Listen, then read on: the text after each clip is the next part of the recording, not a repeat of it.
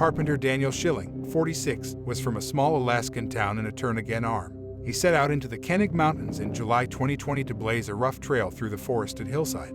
He never came back. Are you already immersed in the story? Consider subscribing quickly to help us out. Daniel was the only one at his job to save his dog. The untamed mountains of Alaska were his ideal workplace. He once more made use of his cottage as a base and left on foot each day to work on the trail from there. The hamlet of Hope and the Seward were connected by a paved road a few miles from the cabin. It's thought he kept his weapon in his rucksack while working as a builder. Instead of a gun, he decided to carry bear spray. He was hindered and weighted down with a shotgun or rifle.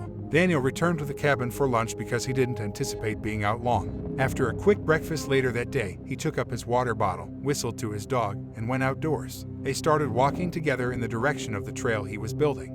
From the cabin sign, it was less than a mile down saplings and chopping down branches. Daniel made his way along the path slowly. Daniel had hardly any time to respond. He groped for the bear repellent and shot it straight at the grizzly charging. Before the bear crushed him to the ground, he removed the entire contents of the canister. Daniel had trouble breathing. He had lost his breath due to the bear's full force, which was now pressing down on him. His chest was firmly touched by its enormous paws. Daniel thrashed and kicked in an attempt to strike the bear. He repeatedly hit the bear on the snout, making it angrier. It expanded its jaws and emitted a deep howl. Daniel could see drool trickling from its jowls as it dipped its head, furiously menacingly it. Daniel was a bit in the face. A tooth, hip bone again, the bear bit down, and claws scraping across Daniel's chest caused him to yell. Nobody knows what exactly happened during the onslaught that followed, although it was probably savage and vicious. Those who knew him were shocked by his tragic death, while others were puzzled. Perhaps his dog had warned him about it. Daniel may have had time to make a small escape. Maybe the dog started the attack.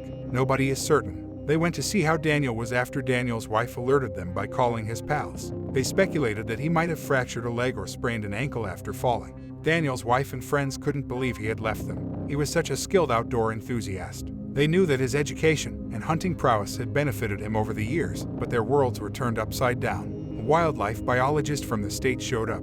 There was still a pepper spray odor in the air. Daniel's body was located around 15 feet from the empty canister. Nothing that a bear would have been drawn to, such as a moose carcass or other food sources, could be found after a thorough search of the area. A salmon-spawning stream called 6 Mile Creek is close to where Daniel was working, but authorities did not deem it close enough for Daniel to be considered. The field scientists' perplexing discovery was that Daniel's remains had both black bear and brown bear DNA. These bears typically get along, and black bears frequently give the more giant grizzlies a wide berth. However, given the presence of both bears at the scene of the attack, some residents believe the two bears collaborated to attack Daniel. This is incredibly unlikely, though. Most bears live alone. They never socially associate with other subspecies, and they never hunt in pairs or groups. It has also been reported that brown bears have killed black bears. What precisely happened to Daniel, then? He most likely unintentionally upset a large female brown bear, which led to her attacking him. Though she wasn't specifically looking to take advantage of him, she had felt threatened and startled. By attacking the inside, she was removing this threat from her domain. Unwilling to consume him, she went from the kill area. Bears frequently cover their prey to protect it from other predators and scavengers so they can return to it later if they cannot consume it immediately. Daniel's body had not been partially buried, covered with dirt, or concealed by vegetation. Direct contact with a bear spray can irritate the eyes and nose, but it can also draw bears. In this instance, a black bear probably approached Daniel's body after being drawn there by the scent of the spray or the recently killed animal. This would explain why both bear subspecies were found there. The regional wildlife supervisor for the Alaska Department of Fish and Game is looking into why the bear spray was unsuccessful in Daniel's death. I thought the bear spray was broken. The fountain is made by a UDAP business and is available at Costco locations in Anchorage. DNA did not follow that brown bear. Pepper spray used after a bear assault is usually a topic of discussion. Some people firmly believe it is stupid to enter a bear country without a firearm of high caliber, while others disagree. Even though rangers and wildlife specialists always advise using a bear spray instead of a gun, studies have revealed that some bears may find bear spray attractive.